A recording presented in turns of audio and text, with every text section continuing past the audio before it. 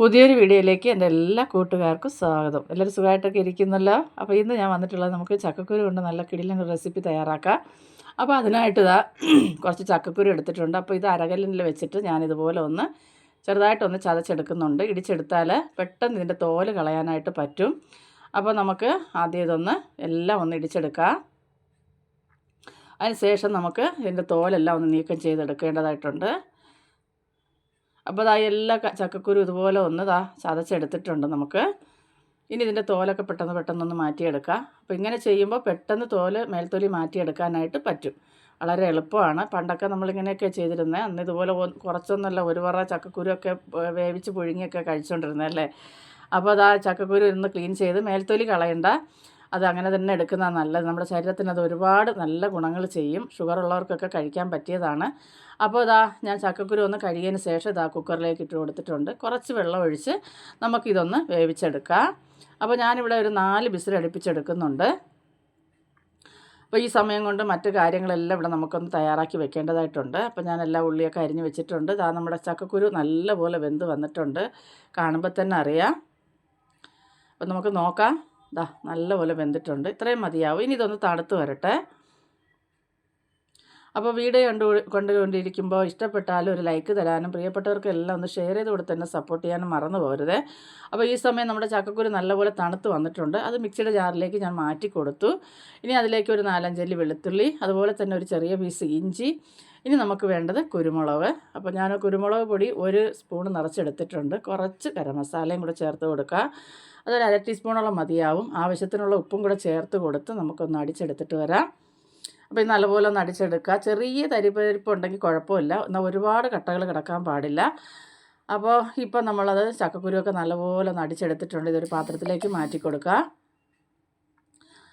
അപ്പോൾ എൻ്റെ ചാനൽ ആദ്യമായിട്ട് കാണുന്നവരാണെങ്കിൽ ചാനലൊന്ന് സബ്സ്ക്രൈബ് ചെയ്ത് തൊട്ടടുത്തുള്ള ബെൽ ബട്ടൺ കൂടി ഒന്ന് അമർത്തി ഓൾ എന്നുള്ള ഓപ്ഷൻ കൂടി ഒന്ന് എനേബിൾ ചെയ്താൽ ഞാനിടുന്ന എല്ലാ വീഡിയോയുടെ നോട്ടിഫിക്കേഷൻ അതാത് സമയം നിങ്ങൾക്ക് കിട്ടുന്നതായിരിക്കും. ഇനി ഇതിലേക്ക് 2 പച്ചമുളക് അരിഞ്ഞതും കുറച്ച് ചുവന്നുള്ളി വട്ടത്തിൽ അരിഞ്ഞത്. ഈ ചെറിയ ഉള്ളിയിൽ നമ്മൾ ചെയ്തെടുക്കുമ്പോണ്ടല്ലോ ഒരു പ്രത്യേക മണവും ടേസ്റ്റുമാണ്. അതുകൊണ്ട് ഞാൻ ചെറിയ ഉള്ളി ചേർത്ത് കൊടുത്തു. കുറച്ച് മല്ലിയില അരിഞ്ഞത്, അതുപോലെ തന്നെ കുറച്ച് കറിവേപ്പില അരിഞ്ഞത്. ഇനി ഇതിലേക്ക് ഒരു അല്പം മാത്രം ഇഞ്ചിയും വെളുത്തുള്ളി ഞാനൊന്ന് പൊടിയായിട്ട് അരിഞ്ഞെടുത്തിട്ടുണ്ട്. ഇത് വേണമെങ്കിൽ ചേർത്താൽ മതി. ഇത് ഇടയ്ക്ക് ഇഞ്ചിയൊക്കെ ഒന്ന് കടിക്കാൻ കിട്ടുമ്പോൾ ഒരു പ്രത്യേക സ്വാദാണ് കേട്ടോ. ഇനി അതിലേക്ക് ഞാനിതാ കുറച്ച് അരിപ്പൊടി ഒരു 2 സ്പൂണോളം ഇട്ട് കൊടുത്തിട്ടുണ്ട്. നമുക്കിതൊന്ന് മിക്സാക്കി നോക്കിയിട്ട് ആവശ്യാനുസരണം വേണമെങ്കിൽ കുറച്ചുകൂടെ ചേർത്ത് കൊടുക്കുക.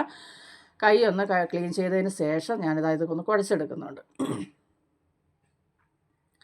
വളരെ എളുപ്പത്തിൽ തയ്യാറാക്കി എടുക്കാൻ പറ്റും. അപ്പോൾ നമ്മുടെ ചക്കക്കുരുവൊക്കെ കിട്ടുന്നവർക്ക് ഒരുപാട് ഇവിടെ എനിക്ക് കിട്ടാൻ ഇച്ചിരി ബുദ്ധിമുട്ടാണ് കേട്ടോ. എന്നാലും കിട്ടുന്നവർ അത് നല്ലപോലെ പ്രയോജനപ്പെടുത്താൻ നമുക്കത് ഓരോരോ റെസിപ്പിയാക്കി മാറ്റാവുന്നതാണ്.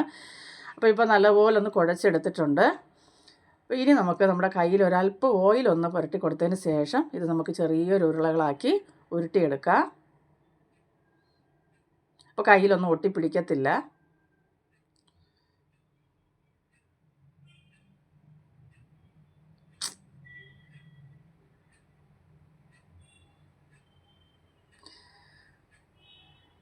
ചെറിയൊന്ന് ഉരുളകളാക്കി അതിനുശേഷം നമ്മുടെ കൈ കൊണ്ടൊന്ന് അമർത്തിയെടുത്ത് ഇതുപോലെ ഒന്ന് നല്ല റൗണ്ട് ഷേപ്പാക്കി എടുത്താൽ മതിയാവും. അപ്പോൾ ഇതെല്ലാം ആദ്യം ഒന്ന് നമുക്കിതുപോലെ ഒന്ന് തയ്യാറാക്കിയെടുക്കാം. എല്ലാം തയ്യാറാക്കി എടുത്തതിന് ശേഷം നമുക്ക് പാൻ അടുപ്പത്ത് വെച്ച് എണ്ണ ചൂടായി വന്നിട്ടുണ്ട്. ഇനി നമുക്ക് തിളച്ച എണ്ണയിലേക്കിട്ട് നമുക്കിത് വറുത്ത് കോരാം. അപ്പോൾ എണ്ണ നല്ല ചൂടായതിന് ശേഷം ഫ്ലെയിം ഒന്ന് കുറച്ച് വയ്ക്കുക.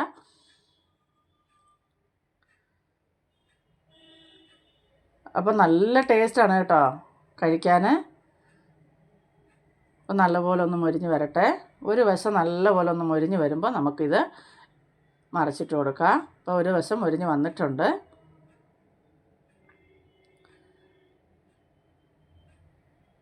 ഇപ്പോൾ ചായയുടെ കൂടെ, കട്ടൻ്റെ കൂടെ, കാപ്പിയുടെ കൂടെ ഒക്കെ കഴിക്കാൻ പറ്റിയ നല്ലൊരു ഈവനിങ് സ്നാക്സാണ് നമ്മളിവിടെ ചക്കക്കുരു കൊണ്ട് തയ്യാറാക്കി എടുത്തത്. അപ്പോൾ നിങ്ങളും എല്ലാവരും ഇതുപോലെ ഒന്ന് തയ്യാറാക്കി നോക്കുക. ഉറപ്പായിട്ട് ഇത് ഇഷ്ടപ്പെടും. വെറുതെ കളയുന്ന ചക്കക്കുരു പാഴാക്കി കളയാതെ, വെറുതെ കിട്ടും. നമ്മൾ കാശൊന്നും കൊടുത്തല്ലല്ലോ ചക്കയൊക്കെ മേടിക്കുന്നത്. ഇവിടെ കേരളത്തിലില്ലാത്ത ചക്ക ഇല്ല, പക്ഷേ ഇപ്പോൾ ഒക്കെ കുറഞ്ഞ് വന്നിട്ടുണ്ട്. അപ്പോൾ അത് നല്ല രീതിയിൽ നല്ലൊരു നേരത്തെ സ്നാക്സ് ആയിട്ടൊക്കെ നമുക്ക് എടുക്കാൻ പറ്റും. അപ്പോൾ ഞാൻ തിരിച്ചും മറിച്ചിട്ട് 2 വശവും മൊരിഞ്ഞ് വന്നിട്ടുണ്ട്. ഇത് നമുക്ക് എണ്ണയിൽ നിന്ന് കോരി മാറ്റാം. അപ്പം നല്ല മൊരിഞ്ഞ നല്ല ക്രിസ്പി ആയിട്ടുള്ള ചക്കക്കുരു കൊണ്ട് ഒരു സ്നാക്സാണ് നമ്മളിവിടെ തയ്യാറാക്കി എടുത്തേക്കുന്നത് കേട്ടോ. അടിപൊളിയാണ് കഴിക്കാൻ. ആവശ്യത്തിന് എരിവുണ്ട്. അതുപോലെ മല്ലിയിലയുടെ ഫ്ലേവർ, ഇഞ്ചിയുടെ ഫ്ലേവർ, ഇഞ്ചി ഇടയ്ക്കിടയ്ക്ക് ഒന്ന് കടിക്കാൻ കിട്ടുമ്പോൾ ഉണ്ട് ഒരു സുഖമുണ്ടല്ലോ. അപ്പോൾ എല്ലാം കൊണ്ടും നല്ലതാണ്. അപ്പോൾ ഇഷ്ടപ്പെട്ടാൽ ലൈക്ക് തരിക, അഭിപ്രായങ്ങൾ അറിയിക്കുക. ബൈ.